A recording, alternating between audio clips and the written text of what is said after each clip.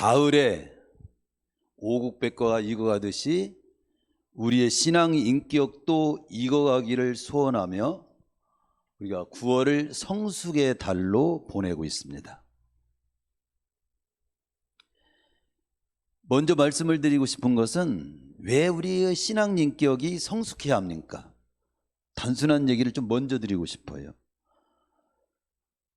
그건 하나님이 우리가 성숙하기를 원하셔요. 마태복음 5장 48절에 보면 내가 온전한 것과 같이 하나님 아버지 온전하신 것 같이 너희도 온전하라. 바로 그 말씀 속에도 우리가 온전하고 성숙하기를 원한다고 하는 하나님의 마음이 담겨 있는 거지요. 근데 왜 우리가 더 온전하고 성숙하기를 그렇게 또 원하실까를 더 추적해 보면 하나님 우리를 너무도 사랑하기 때문에 그래요. 사랑하기 때문에 내가 머저리 같이 살기를 원치 않아요. 더 온전하고 멋있고 복되게 살기를 원하는 거죠. 그 사랑을 깨닫게 됐어요. 하나님이 사랑하기 때문에 우리로 하여금 더 온전하고 더 성숙하기를 원하시는구나. 히브리서 12장 6절에 보면 주께서 그 사랑하는 자를 징계하시고 그가 받아들이시는 아들마다 채찍질하신다. 왜 징계를 하고 채찍질하실까? 그건 우리를 더 온전하게 하기 위해서, 더 성숙한 인격을 갖추도록 하기 위해서 그런다는 그 사랑하기 때문에 징계한다고 나와요. 또 왜 우리 신앙 인격이, 우리의 인격이 성숙해야 할까 생각해 보면요, 인격이 성숙할 때 보기가 좋아요. 하나님은 원래 인간을 창조할 때 보시기에 참 좋게 이렇게 창조했잖아요. 그런데 타락한 이후로 보기가 아주 싫은 모습이 된 거예요. 마태복음 5장 14절에 보면 우리 주님께서는 너희는 세상의 빛이 되라. 16절에서는 너희 빛을 사람 앞에 비치게 하여 그들로 너희 착한 행실을 보고 하늘에 계신 너희 아버지께 영광을 돌리게 하라. 그러니까 너희의 빛이라고 하는 착한 행실은 보기 좋은 모습, 보기 좋은 모습을 너희들이 세상 속에서 보여줌으로 하나님께 영광을 돌리라고 그렇게 말씀합니다. 한마디로 너희들은 보기 좋은 모습을 지니고 살라는 거죠. 그 보기 좋은 모습이 성숙한 모습이에요. 또 왜 성숙해야 할까? 그런 쪽을 이렇게 생각해 보면 인격이 성숙할 때 거기에 복이 붙어요. 복을 담아도 복을 말하면 흘리지 않아요. 예. 마태복음 5장 5절에서 말씀하기를 온유한 자는 복이 있다. 그들이 땅을 기업을 받을 것이라고 말씀하면서 온유하면 복이 있게 된다고 말씀합니다. 알곡은 농부가 어디다 거두지요? 창고에 거둡니다. 쭉정이는 어떻게 하죠? 불에 태워버립니다. 이 복을 어디다 담을까 할 때 좋은 그릇에 담아야 되는데 좋은 것이 성숙이에요. 복을 아무 데 담을 수가 없어요. 좋은 음식을 만들면 그 좋은 음식을 갖다가 더러운 그릇이라든가 그리고 아무 데다 이렇게 좋은 그릇을 흙바닥에다 놓습니까? 좋고 깨끗한 그릇에다 놓으려고 하죠. 음식을 잘 만들었을 때. 그와 똑같이 복을 담아놓기에 좋은 그릇이 인격이 갖춘 성숙한 모습인 거예요. 그래서 온유한 자에게 복이 있다. 온유한 인격에 복이 담겨져 있어야 그게 하나님 마음이 아주 흐뭇한 거예요. 또 다른 방면으로 볼 때 구원받은 백성은요, 구원받은 것에서 끝나면 안 된다고 성경은 말씀합니다.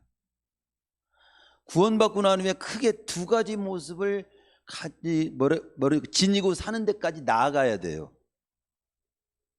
내가 구원받았죠?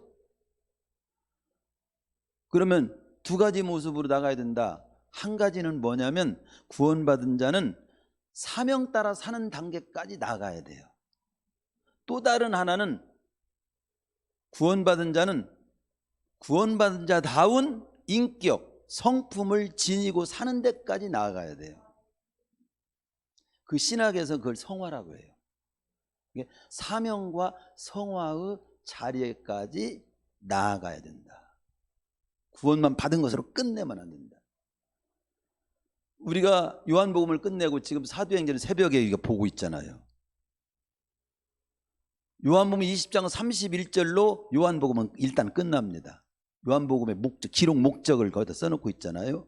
오직 이것을 기록함은, 요한복음을 기록한 이유는 그것이죠. 너희로 예수께서 하나님의 아들 그리스도심을 믿게 하려 하며. 왜 믿어?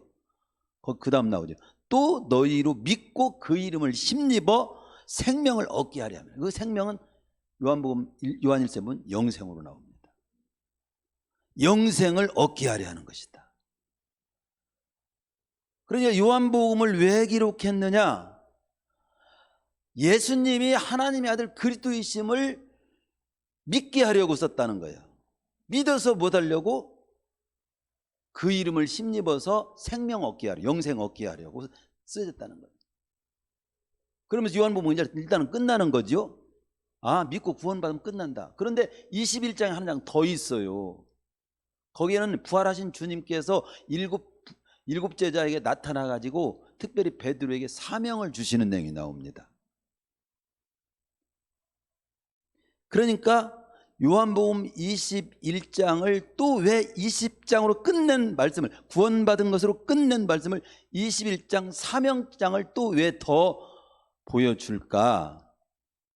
호킨스라고 하는 학자는 요한복음 21장이 더 한 장 더 있는 이유는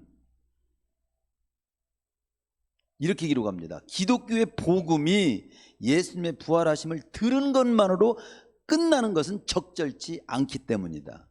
부활의 주님을 온 세상에 전해서 모든 사람들로 하여금 구원을 받고 진리를 알게 이르기를 원하시는 하나님의 소원을 이루는 사명을 다하는 데까지 나아가야 마땅하기 때문에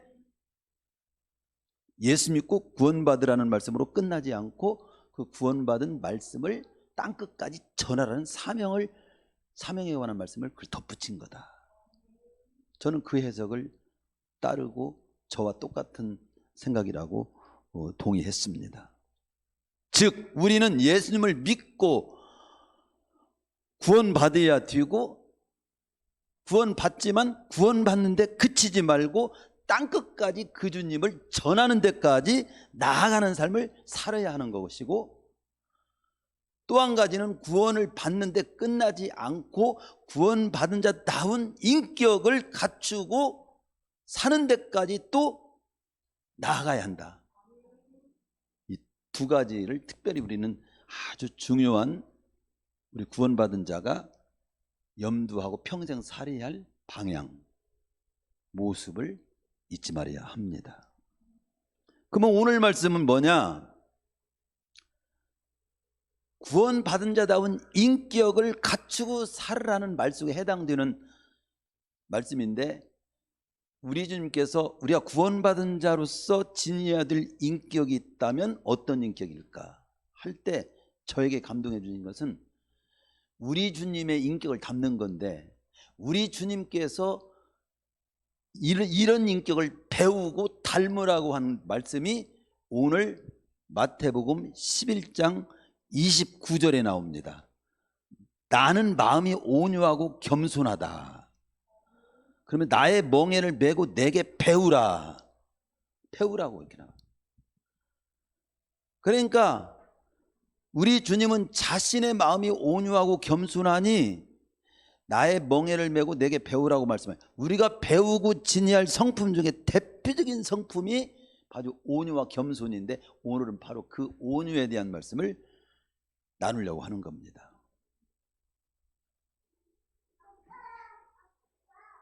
우리 주님이 많은 인격을 표현하는 그 단어가 있지만 우리 주님께서는 내 인격을 한마디로 표현하면 온유와 겸손이야. 너희들도 이 온유와 겸손을 배워서 참 쉼을 얻도록 하라. 어? 그러면 첫 번째, 지금 제가 이 신앙 인격이 왜 성숙해야 되는가를 이 서두의 말씀을 드리면서, 크게는 구원받은 것으로 끝나면 안 되고 구원받은 자로서 복음을 땅끝까지 전하는 데까지 나아가는 삶을 살아야 하는 쪽 하나 하고, 하나는 우리의 구원받은 거 끝나지 않고 구원받은 자다운 모습을 지니는 쪽을 잊지 말아야 한다고 하면서, 구원받은 자다운 인격을 갖추는 데 있어서 최고로 추구해야 될 삶의 모습이 있다면 바로 온유라는 거지요. 온유와 겸손인데, 시간 관계상 제가 온유 한 가지에 대해서만 말씀 오늘 드리려고 하는 겁니다. 그러면 온유하라. 오늘 제목을 온유하라고 했어요. 온유한 성품, 온유한 인격, 온유한 마음, 다 똑같은 말입니다. 온유한 마음, 온유한 성품, 온유한 인격이라고 하는 것은 어떤 모습을 말하는 걸까? 온유에 대한 정의를 먼저 한번 살펴보겠습니다. 그러나 말씀을 들을 때 제가 이 서두에 드는 말씀이나 온유에 대한 정의나, 그 다음 온유의 성분을 어떻게 지닐 수 있을까, 또 온유한 성분을 지니게 주어지는 축복, 이 모든 말씀에 관통하는 한 가지 주제는 뭐냐면, 내가 어떻게 하면 우리가 구원받은 자가 온유한 인격을 지니고 살 수 있을까라고 하는 것을 설명하기 위해서 세 가지 방향으로, 세 가지 주제로 여러분에게 지금 말씀을 드린다는 것을 이해하고 들으셔야 됩니다. 서론적인 말씀을 제가 드린 것도, 우리가 구원받은 자로서 참 구원받은 자다운 모습을 내가 지니고 살아야 되는데, 가장 최고의 모습은 온유한 자라고 그러는구나, 이걸 깨달아야 되는 것이고, 지금 이제 제가 또 크게 여기 두 번째 말씀으로 온유한 성품이 뭐냐, 서론 말고 첫 번째 말씀이죠. 온유한 성품이 뭐냐, 온유에 대해서 설명할 때도 그 설명을 단순히 들으면 안 되고, 온유에 대한, 온유가 이런 것이구나, 온유에 대한 그 정의를 내리는 여러 가지, 제가 5가지 정도를 지금 설명할 건데, 그 5가지 들으면서도 정말 온유한 인격이 돼야 되겠네, 온유한 마음을 내가 꼭 지니고 살아야 되겠구나 하는 것을 염두하라 이거죠. 그러면 온유한 성품은 어떤 성품을 의미할까요? 그 첫 번째로 말씀드리고 하는 것은 이 성경에서, 이 신약 성경에서 보여주는 그 온유라고 하는 그 낱말 자체의 의미를 여러분들에게 말씀드림으로 온유가 무엇인지를 설명하려고 하는데, 그 첫 번째가 그겁니다. 온유한 성품은 함부로 날뛰지 않는 성품을 말해요. 더 다른 표현을 하면 나에게 주어진 힘을 함부로 쓰지 않는 성품을 말해요. 그렇구나, 함부로 날뛰지 말고 함부로 나에게 주어진 것을 함부로 사용하지 않는 이 성품이 온유한 성품이구나. 어떤 근거에 의해서 그거를 말씀을 합니까? 오늘 마태복음 11장 29절에 나는 마음이 온유하고 겸손하니라고 하는 이 말씀이나, 또 마태복음 5장 5절에서 우리가 팔복을 지금 교동문에서 읽었잖아요, 낭독했잖아요. 온유한 자는 복이 있다 할 때, 여기 나는 마음이 온유하다, 우리 주님이 마음이 온유하다고 할 때 그 온유, 팔복에서 온유한 자는 복이 있다 할 때 그 온유라고 하는 단어는 원래 헬라어로 프라우스라고 하는 단어로 쓰여 있습니다. 이 프라우스라는 말 자체가 함부로 날뛰지 않는다는 의미가 들어있어요. 힘을 함부로 안 쓴다는 의미가 들어있는 겁니다. 이 프라우스라는 단어를 설명할 때 그 책에서는 그렇게 나오죠. 자기 마음대로 날뛰는 야생마가 잘 길들여진 상태를 의미하는 단어다. 예를 들어서 막 송아지가 막 날뛰고 망아지가 막 날뛰잖아요. 그런데 그 또 들에 있는 그 짐승들은 이게 다 날뛰잖아요. 그런데 그 날뛰는 야생적인 기질을 잘 다스려 가지고 길들여 가지고 주인에 의해서만 탁탁 움직여. 함부로 날뛰지 않는 상태가 되는 거, 그게 풀하우스예요. 하나의 나에게 주어진 힘이 잘 조절된 상태, 그것이 인격이나 성품에 나타나는 덕성이 바로 온유한 성품이라고 하는 거예요. 온유하다고 하는 겁니다. 따라서 온유하다라고 하는 말은 흔히들 우리는 연약하다는 그런 의미로 느끼게 되는데, 연약하다는 말이 아닙니다. 또 기질적으로 타고날 때부터 이렇게 온순하고 이런 사람도 있어요. 그런 기질적인 것이 아니, 이건 후천적으로 하나님으로부터 주어지고 변화되고 만들어지는 가운데서 주어질 온유를 말합니다. 연약하다는 말이 아니라 힘이 있지만 그 힘을 함부로 쓰지 않는, 그것을 의미하고, 더 깊이 들어가면 참으로 강한 자예요. 강한 자의 의미가 들어있어요. 오히려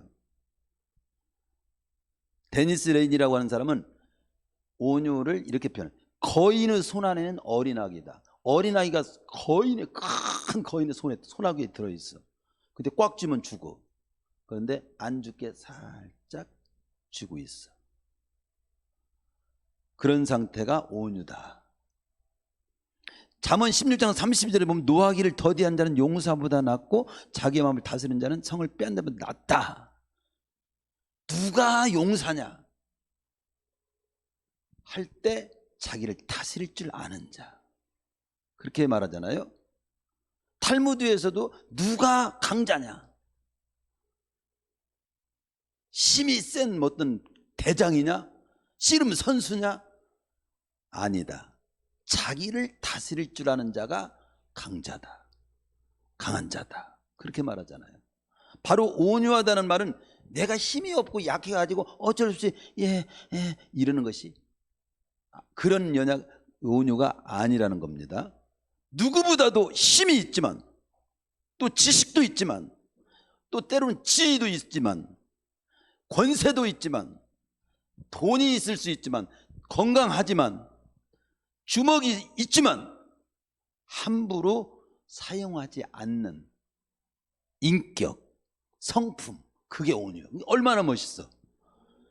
어떤 깡패는 자기 주먹 좀 있다고 막 아무나 휘둘리고 뺏고 때리고 약한 사람, 이게 깡패지.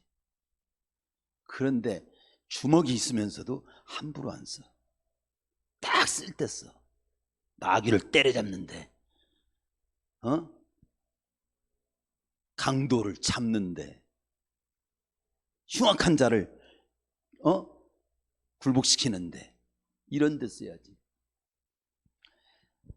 마태복음 26장 47절에 보면요, 12 중에 하나인 가룟 유다를 앞세우고 대제사장들과 백성의 장로들이 파송한 무리들이 칼과 몽치를 가지고 누구를 잡으러 왔어?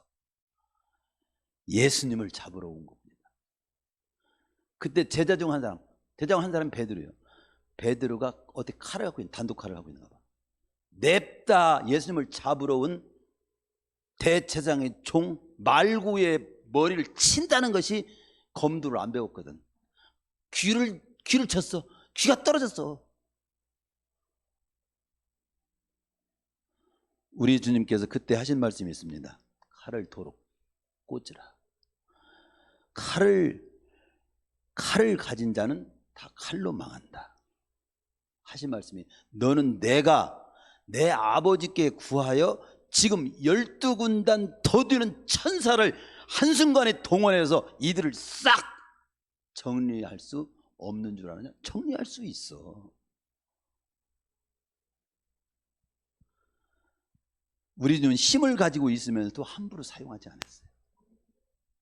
5,000명이 넘는, 남자 장정만 5,000명이 넘는 그 군중들에게 보리떡 5개 물고기 2마리로 기적을 베풀어서 그들을 다 배불리 먹게 하고서도 음식이 12광주리가 남았는데 그걸 낭비하게 취급하지 않습니다. 다 거두어드리라고 해요. 거두었기 때문에 12광주리인지 알았지. 양식이 많다고 낭비하지 않아. 힘이 있다고 힘을 함부로 쓰지 않아. 권세 있다고 권세를 함부로 안 써. 그게 온유야. 이런 온유한 자가 되라는 거지. 너희들은 권세도 있고 실력도 있고 돈도 부자도 되고 많이 배울수록 좋아. 그러나 그 모든 것 가지고 있는 것을 함부로 사용하지 마. 제대로 사용하는 온유한 자가 돼. 온유하라. 바로 그 의미가 제일 핵심적인 의미. 나는 그 의미를 발견할 때부터 온유한 사람이 되려고 그렇게 실력도 키우고, 그리고 실력 키운 실력을 함부로 안 쓰려고 하는 그 두 마음만 가지고도 확 변화가 많이 됐어. 개인적으로. 두 번째, 그 다음에 나머지는요, 제가 첫 번째 설명하지 않는 그 성경적 아주 온유가 뭔지를 설명하는 거고요. 프라우스, 함부로 날뛰지 않는 성품, 힘을 함부로 쓰지 않는 성품이라고 하는 거.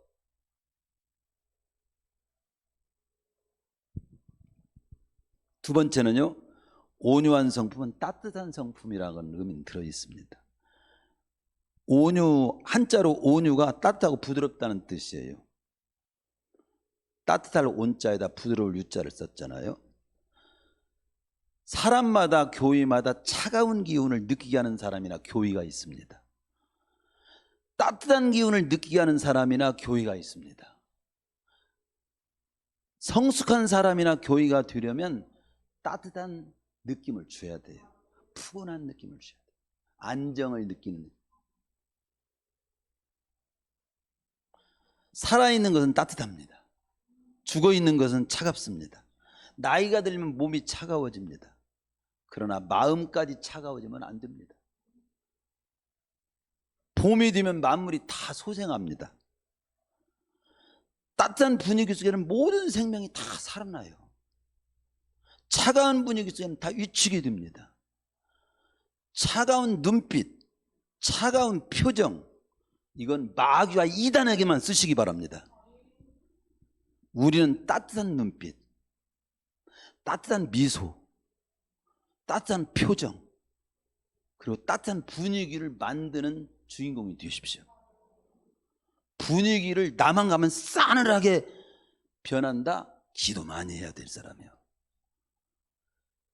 분위기를 싹 내가 감으로써 싹 잡아, 싸늘하게 하면서 잡아. 그 구원이가 거의 생기는 줄 아는데 착각입니다. 생명을 살리는 자가 정말 진정한 구원이가 있는 거지. 교만하면 차가워집니다. 다른 사람을 무시하는 마음을 가지거나 비판하거나 정죄하면 차가운 모습이 느껴집니다. 그러나 겸손하거나 상대방을 이해하려고 노력하거나 긍휼히 여기는 마음을 가지면 마음이 따뜻해져요. 온유한 성품은 따뜻한 성품이에요. 그런 따뜻한 성품의 온유한 마음을 지닌 온유하라.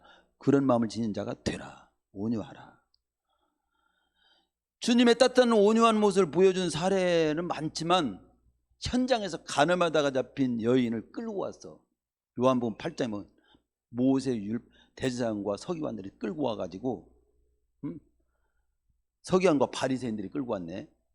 끌고 와가지고 이런 여인은 돌로 쳐 죽이라고 했는데 당신은 어떻게 말하겠습니까? 아주 막 흥분되어가지고 우리 주님께서 그 현장을 다 쳐다보고 대답 대신 말없이 구부려가지고 땅에다 글을 쓰셨어요. 벌써 땅에다 글을 쓰셨어요. 그 다음 일어나가지고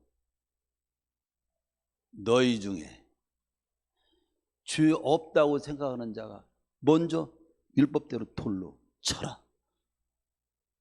그러니까 가만히 생각하면 다 양심에 칠만한 죄가 없는 자가 없거든. 한 사람 한 사람 빠져나갔어. 다 빠져나갔어. 최후의 그 여인만 남았어. 그냥 고개도 붙들고 서 있는 그 여인을 향해서 앞에 다가가서 나도 너를 정죄하지 않는다. 돌아가라. 다시는 이런 일로 끌려오지 않도록 죄를 짓지 마라. 범치 마라. 그렇게 돌려보냈어. 온유한 성품은 따뜻하고 부드러운 성품으로 생명을 죽이는 성품이 아니라 살리는 성품입니다. 또 온유한 성품은 부드러운 성품이에요. 부드러운 성품. 강한 것보다 부드러운 것이 오래 가는 거예요. 어느 곳에는요, 그 지도자가 막 강해.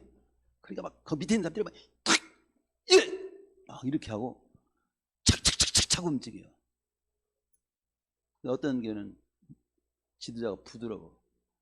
잘 안 들어먹어. 그런데 잘 들어먹는 것 같은 그런 곳, 교회나 일반 어떤 단체 뒤에서는요, 잘 예언 사람이 뒤에서는 주먹을 칩니다. 그리고 진정으로 얘가 아니야. 그런 경우가 많아. 부드럽고 그때는 안 들었지만 생각해보니까 그거 내가 들어야 되는데.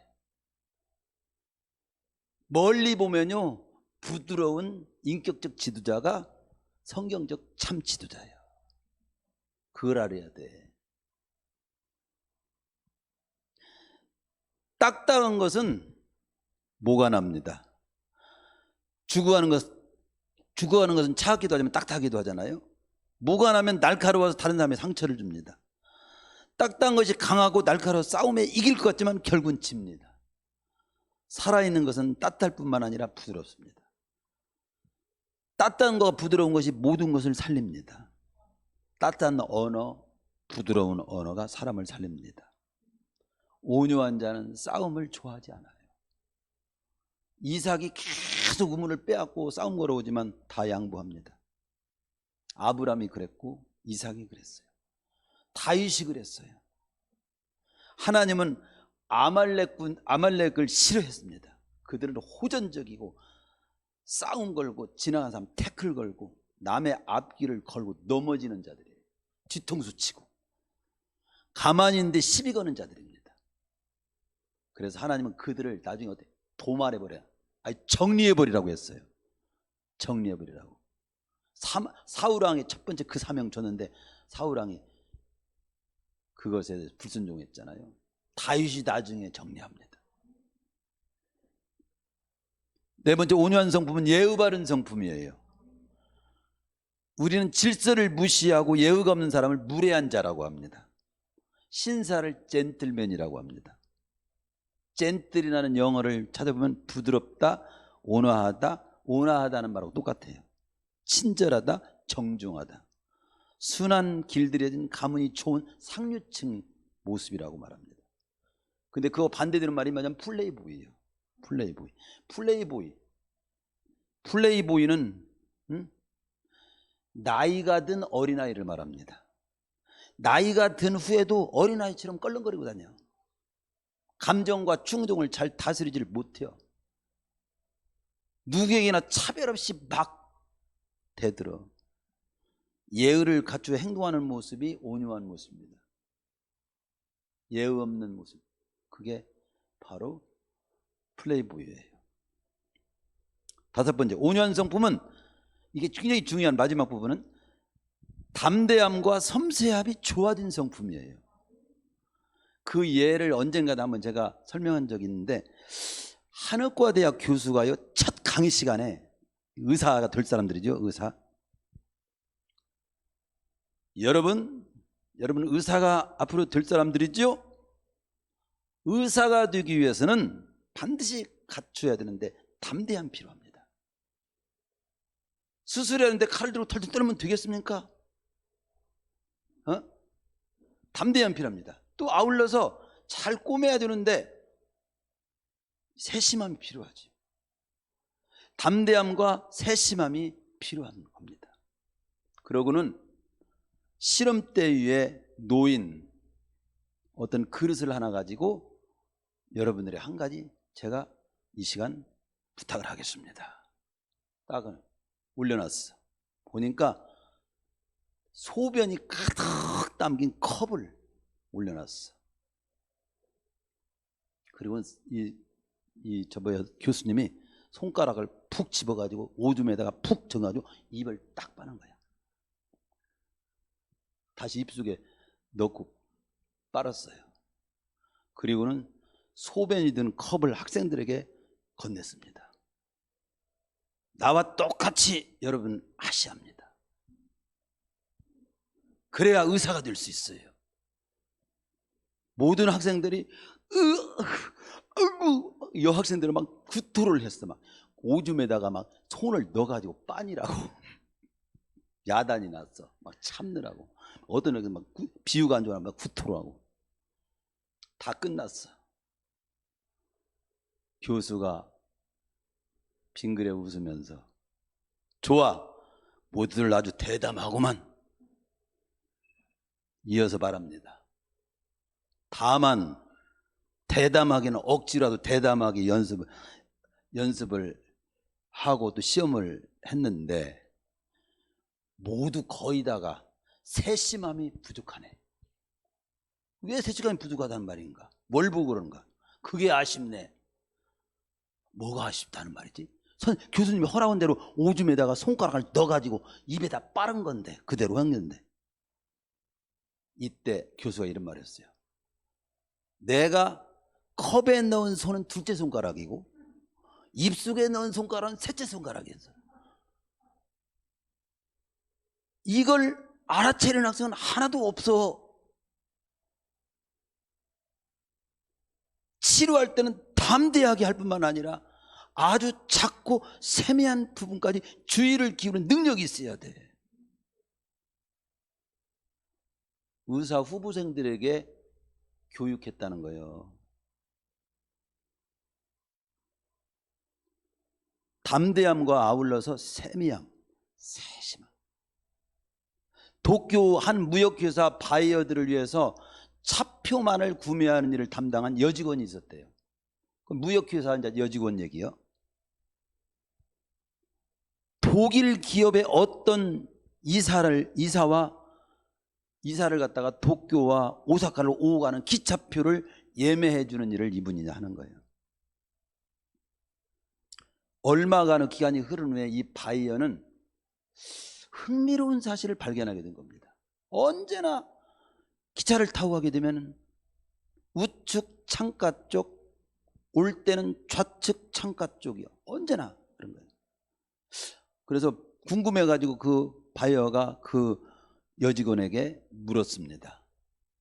내가 꼭 언제나 이게 기차를 탈 때 내가 항상 기분이 좋게 오는데 우측 창가 쪽을 탁 하고 올 때는 좌측 창가 쪽을 이렇게 어떻게 구매를 항상 그걸 해서 이렇게 타고 오고 가게 하느냐, 그 연유를 물었어. 그랬더니 이 차표를 구매하는 일 담당한 여직원이 독일 기업의 이사님을 향해서 이렇게 말하는 거예요. 가실 때나 오실 때나 언제나 일본의 후지산, 멋있는 후지산이죠. 큰 후지산. 후지산의 아름다운 경치를 감상하시라고 제가 아주 신경 써서 차표를 구매합니다. 갈 때 오른쪽 창가, 이 후지산이 여기 있어. 올 때 또 왼쪽 창가로 오니까 또 후지산을 또 봐.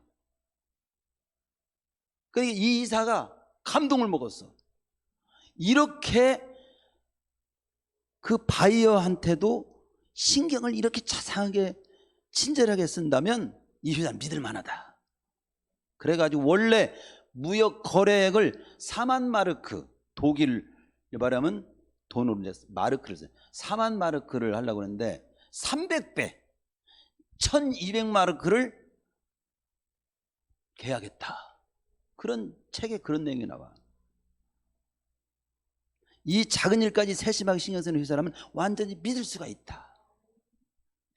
온유한 성품은 담대함과 섬세함이 좋아진 성품입니다. 우리 성도들이 다 온유한 성품을 지니면 우리 교회가 부흥이 여기 이 여직원처럼 300배 될 수 있어.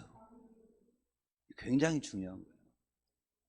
그러면 여기서 어떻게 온유한 성품을 지닐 수 있을까요? 온유한 성품이 좋네. 이 온유한 성품이 좋구만요.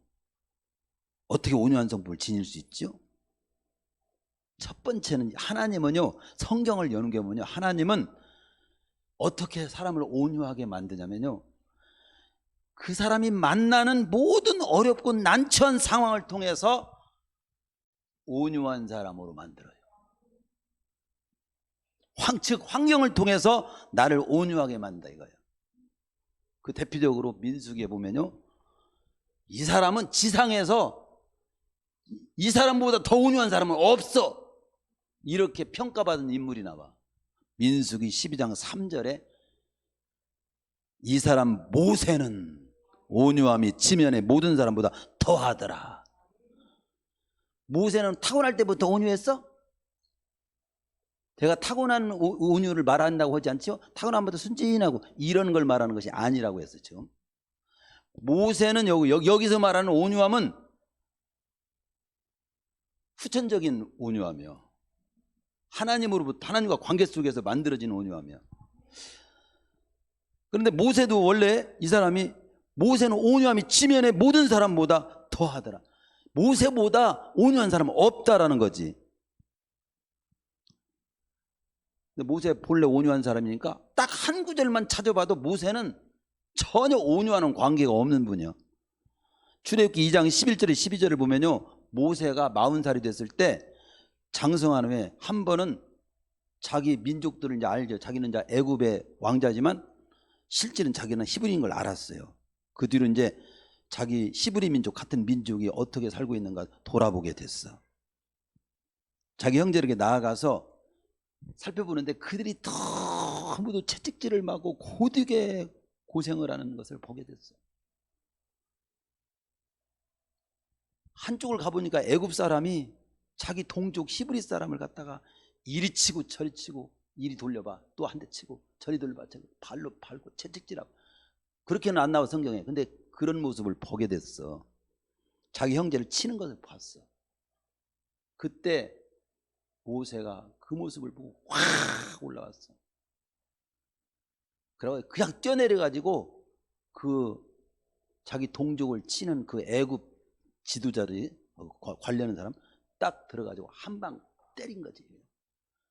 한 방만 때린 것이 아니야. 죽게 패버렸어. 죽 뻗어버렸어. 죽었다니까. 성경이 그게 나와. 그리고는 모래에다 흙으로 덮어버렸어. 모세가 그런 사람이야. 충동적이고 분노를 못 참고 그냥 사람을 그냥 때려 죽여갖고 모래에다 덮은 사람이라니까. 모세가 온유해 아니오냐? 온유하지 않지. 그 일로 도주하게 돼. 그 일이 발각났어. 그래가지고 그 일로 인해서 이게 모세가 반역자가 아니냐, 이렇게 오해를 받아가지고 도무지 거기서 더 이상 있지 못하게 돼가지고 다른 사람한테 발각나가지고 도주를 하게 됩니다.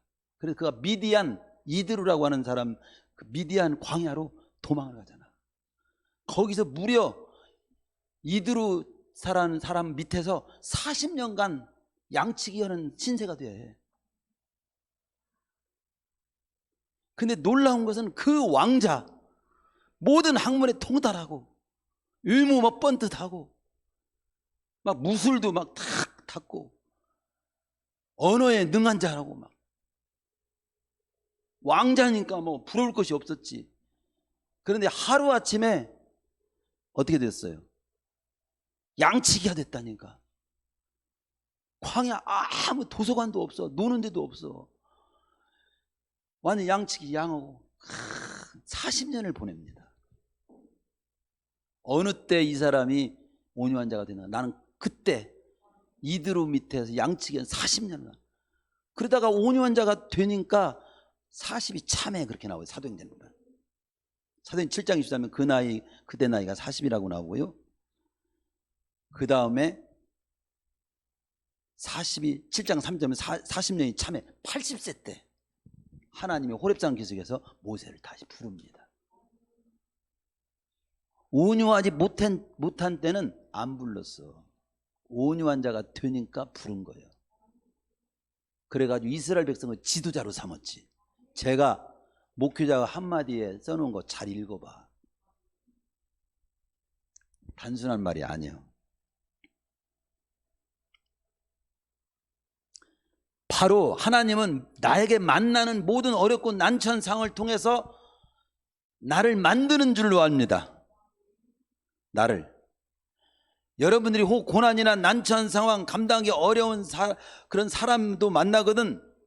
나는 왜 이런 골 때리는 사람을 만나고 이런 상관을 만나고 이런 직장을 만나는가, 이렇게 생각하며 피할 수도 있을지 모르지만, 그때 더 깊이 보면 하나님, 그때 절망하지 말고 하나님이 나를 온유한 자로 만드시는 중이네, 그러면서 나를 내려놓고 주님이 보시기 원하는 모습이 되기 위해서 기도하며 통과하시길 바랍니다. 그래야 쓰임받아.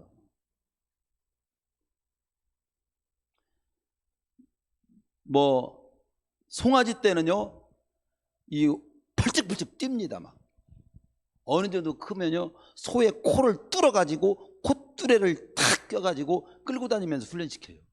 제가 실제로 우리 집에 송아지를 한 마리 키웠었는데 뒷집 할아버지가 콧뚜레 명인이요. 그래서 어느 정도 키워 막 소를 잡으려 때 막 날뛰어 막. 그런데 어느 정도 그러니까 이게 이제 코를 뚫어야겠어. 그리고 쟁기질도 시키고 이제 훈련시켜야 되는데, 어느 날 이제 그 양반 이제 뭐 막걸리 대접하고 음식 대접하고 코 좀 뚫어달라고. 알았다고. 전부 이제 덤볐지. 그래서 소를 이제 그 외양간에서 이렇게 딱 해가지고, 거기 외양간 이게 딱 큰 기둥이 있어. 거기다가 소 목을 묶고 다리도 어떻게 전 묶어놓은 다음에, 그 다음에 이 양반이 산속에 가가지고 달의 덩굴인가 하여튼 그 있어. 코 뚫는 나무가 있어. 날카롭게 그냥 그걸 갖다가 깎아가지고 왔더라고. 그래가지고 코를 갖다가 송아지 코를 이제 전부 이렇게 송아지를 이렇게 해놓고 코를 뚫는 거야 막. 근데 인정사정 없이 뚫어 막 그냥. 코를 뚫어서 그냥 콧뚜레를 그냥 콧뚜레 나무를 갖고 둥그런 걸 갖다가 여기 딱 이제 코에 해서 거기서부터 코가 이제 꼼짝 못해요. 꼼짝 못하고 사흘을 여물을 안 먹어. 얼마나 코가 아픈지. 그리고 이제 그 뒤로부터 이제 좀 나은 다음에 소를 끌고 나가면 애기들이 이렇게 말해 꼼짝 못해. 애기들이 이렇게 해도. 야, 코를 길들이기 위해서.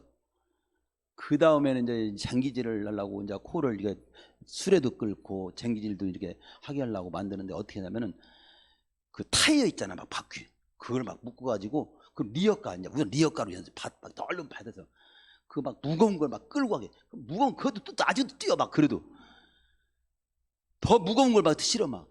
그래가지고 그걸 훈련시킵니다. 그래가지고 겨우 이제 리어카도 끌고 수레도 끌고 나중엔 나무도 막 끌고 이제 큰 암소, 황소, 큰 소가 되면요, 눈 감고도 길을 가. 근데 중심을, 나는 이게 참 신기했어. 수레를 가는 길이 딱 이거 조금만 하면은 이게 바퀴가 빠지게 했는데 어떻게 중심을 잡고 이 수레가 다 바퀴가 두 개가 잘 따라오도록 가는지 모르겠어. 그게 온유한 자가 된 거예요. 하나님이 때로는 그렇게 막 콧줄에 꿰듯이 막 꽉 하지만 잭소리도 못하게 야, 주여 이거 죽겠습니다. 죽겠어. 나로서는 그냥 이거 어떻게 할 수가 없네요. 이런 상황에 막 어떤 때는 진짜 내가 왜 이 인간을 만났는지 모르겠다고 막 그런 인간도 있고. 그게 다 여러분 만드는 일이라고 그래요. 그렇게 생각하면 여러분은 찰때야. 근데 거기서 끝내버리면 그냥 끝나는 거예요. 인물도 못 띄고 끝나. 그래서 온유한 점은 어떻게 지닐 수 있냐? 어렵고 난처한 상황을 통해서 환경을 통해서 나를 만든다는 이 사실을 기억하면서 온유한 성품이 되는 거고, 본질적으로는 두 번째는 성령을 통해서 온유한 성품이 돼. 온유한 성품은 성령의 열매잖아요. 갈라디아 5장 오직 성령의 열매는 사랑과 희락과 화평과 오래 참과 자비와 영성과 온유와 절제. 마지막에 온유와 절제. 어떤 상황 가운데서도 성령님을 의지하고 성령께 맡기면 성령이 다스리셔. 성령이 지도하셔. 성령이 지배를 당해야 돼. 그럴 때 온유한 성품이 나타납니다. 그리고 과정으로 보면 팔복의 순서를 보면 온유가 이런 단계에서 온유한 성품이 되는구나 알 수 있어. 자, 심령이 가난한 자는 복이 있나니 천국이 그들의 것이며, 그 다음 뭐죠? 애통하는 자는 복이 있나니 그들이 위로를 받을 것이며, 그 다음 온유한 자는 복이 있나니 그들이 땅을 기업으로 받을 것이며, 이렇게 나오잖아요. 그러니까 심령이 가난해요. 주님을 향해서 마음을 활짝 열고 예수님을 그리스도로 믿고 영접하면 천국이 그 사람 된다는 말씀이에요. 첫 번째가. 두 번째는 천국을 얻고 예수님을 구주를 믿고 영접했어. 그런데 믿고 난 다음에는 애통할 일이 생기는 거예요. 주일 못 지켜도 마음에 걸리고 11조 못해도 마음에 걸리고 기도 안 해도 마음이 걸리고, 그래서 목사님이 11조 못하면 10 이렇게만 나와도 마음이 확 상하고 애통해. 또 기도하는 사람은 기도하는 사람 목사님이 기자만 나와도 이렇게 돼. 또 예수 믿는 사람은 다 그게 정상이야. 그게 없으면 예수님을 진정으로 안 믿는 사람이야. 또 예수 믿는 사람이 주일날 대둔산 놀러 가려고 친구 가려고 하니까 마음이 막 가는데 야 이거 이상하다. 이게 있어야 돼. 그게 애통이야. 있어야 될 건 없고 없어야 될 건 있어서 괴로워하는 마음이 생기기 시작하는 거예요. 예수님 믿으면, 진정으로 예수님을 영접한 사람은 살아야 될 사람을 못 살을 때 고통이 있다 이거, 괴로움이 있다 이거요. 그걸 애통을 많이 하다 보면은 온유한 자가 돼. 아하, 예수 그리스도를 믿고 영접한 자가 주님의 뜻대로 못 사는 것이 생길 때마다 애통이 나오고, 애통을 하다 보면은 그래서 온유한 자가 돼서 이제 주님의 뜻대로 이렇게 모든 것을 살아가는 여유 있는 사람이 이제 되는 거죠.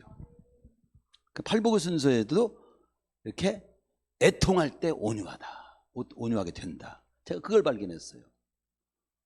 마지막 말씀은 온유한 성품을 지닌 자에게 주어지는 축복이 여기 참 그게 어렵더라고요.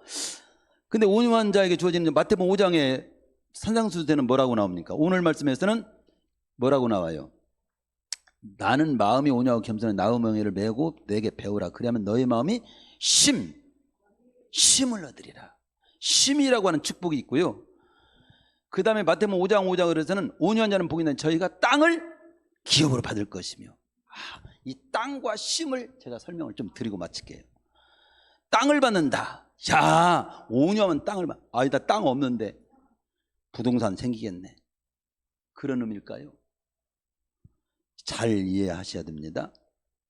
이 말씀을 제가 참 이 땅을 어떻게 설명하는가, 여러 곳 제가 마음이 시원케 딱 설명하는 것을 못 찾았어.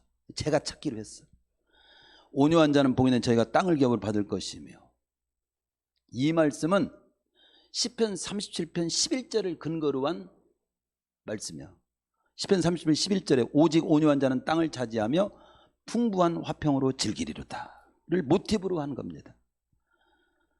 즉 이 시편 37편의 내용은 뭐냐면요, 불의한 자의 폭행과 불공평한 그런 탈취를 당하는 상황 속에서 하나님을 섬기는 자가 어떻게 해야 될까 하는 그 내용을 고백한 내용이에요. 근데 거기에 그는 하나님의 주권을 바라보면서 잠잠히 참고 견디면 그게 온유한 자예요. 온유하면 그들에게 땅을 차지하게 될 거다, 이런 내용이거든요. 근데 이것을 구약적으로 보면 뭐냐면요, 이게 설명이 이렇게 됩니다. 온유한 자는 땅을 차지한다는 말을 배경을 보면요, 고대 시브리언들의 토지법에 보면요, 같은 이스라엘 백성들의 토지는 빼앗을 수 없어요. 그 토지를 근거로 해서 생존을 하게 되거든요. 그 당시는. 지금은 이제 토지 없어도 우리가 잘 먹고 잘 살지만 그 당시는 토지가 생존과 직결되어 있어. 그래서 다 이스라엘 백성들마다 토지를 다 분배받았잖아요. 그런데 같은 동족끼리는 토지나 이 생존과 관련된 땅과 가축을 빼앗지 못하도록 되어 있어요. 그런데 그 토지법만 그렇고 현실에서는 힘없고 가난한 사람들이 땅과 가축을 빼앗기는 경우가 비일비재했대요. 그래서 바로 그런 때 경작해서 당장에 먹고 살아야 되는 자들이 땅을 뺏기고 가축을 뺏겨가지고 굶어 죽게 생기는 거예요. 그런 상황에서 하나님께서 말씀하세요. 대항하지 마라. 응? 그거 불평하지 마. 시기하지도 마. 잠잠히 참고 하나님을 바라보고 하나님의 주권을 믿고 온유하게 풀어가. 그건 겁니다. 어? 그럼 어떻게 된다는 거예요? 온유하게 그렇게 풀어가면 어떻게 된다는 거예요? 내가 그들은 처리할게. 그리고 끝내는 그들은 너희들이 찾으려고 해도 찾을 수 없는 사람이 되도록 처리하고 땅을 다시 찾게 할게. 그래서 다시 경작하게 되고, 그래서 땅을 타지하게 되고, 그리고 마음에도 온유, 그렇게 그들에게 막 목을 잡고 막 죽네 사냐 하면은 그들을 죽이거나 뭔 일이 생겼으면 마음 편해 안 편해? 안 편하잖아요. 그런데 하나님께 딱 맡기고 나는 온유함으로 참고 견디는 모습으로 풀어갔기 때문에 나는 편안한 거예요. 그래서 참 쉼이 있는 거예요. 쉼이. 이게 그래서요, 때린 놈은 다리 못 펴고 살아도 맞은 놈은 다리 펴고 잔다는 말이 있잖아요. 그러니까 쉼이라고 하는 그런 거예요. 쉼과 땅. 즉 뭐냐, 온유한 자는 땅을 차지한다는 말의 의미를 저는 실질적으로 땅이 주어진다는 구약 성경에 다시 그 생존에 필요한 땅이 주어진다는 의미가 있지만, 오늘 신약 성경에서 본다면 내 생존을 위협하는 상황 속에서도 하나님이 보장해 준다. 이 땅이라고 하는 것은 우리가 이 세상에서 생존을 하기 위한 근거가 되는 것이고 하나님의 뜻을 성취하는 공간인을 의미하는 거예요. 그런 내 생존, 그리고 땅이라고 하는 것이 이 땅에서 생존하는 땅이, 이 땅을 생존하게 하는 땅이 있지만 계시록에 보면요, 새하늘과 새 땅이 있어. 영생. 그 땅에서 그 땅을 차지하게 되는 거예요. 그러니까 나의 생존은, 그게 합쳐서 본다면 나의 이 땅의 생존과 영생까지도 하나님의 주권을 믿고 인내하며 아름답게 온유한 모습으로 풀어가면 하나님이 내 생존을 책임져 주고 하나님의 뜻을 성취하는 사람이 되도록 보장해 준다는 그 의미가 들어있더라고. 결론입니다. 온유한 사람은 결코 나약한 사람이 아닙니다. 하나님의 주권을 믿고 사는 자입니다. 힘이 있지만 함부로 사용하지 않는 자입니다. 들레거나 조급하지 않습니다. 때에 맞게 행동할 줄 아는 자입니다. 사람을 함부로 대하지 않습니다. 따뜻하고 부드럽게 대하고 존중하고 예의 있게 대하는 자입니다. 주님께서 온유한 성품을 지니셨고 모세가 온유한 자였습니다. 우리 그리스도인들도 온유해야 됩니다. 온유한 자에게는 하나님이 그의 삶을 책임집니다. 그의 생존과 활동 범위를 보장해 주십니다.